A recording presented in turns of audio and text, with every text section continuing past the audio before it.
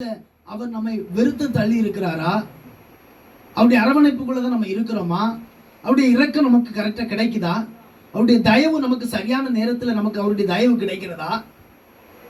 இல்ல அவரால் வெறுக்கப்பட்ட சூழ்நிலையில நம்ம தள்ளப்பட்டு இருக்கிறோமா? இத நம்ம இன்றைக்கு நல்ல தியானிச்சு நம்ம ஜெபித்து கடந்து போக போகிறோம். அல்லேலூயா. அப்ப ஏசாவை கர்த்தர் வெறுக்க காரணம் என்ன?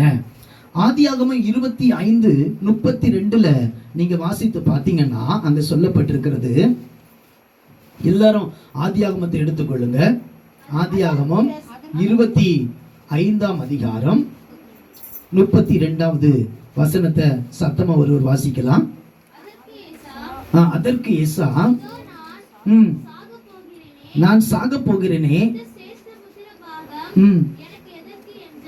அதற்கு முன்பாக நீங்க 25-27 வாசித்து பாருங்க. இந்த பிள்ளைகள்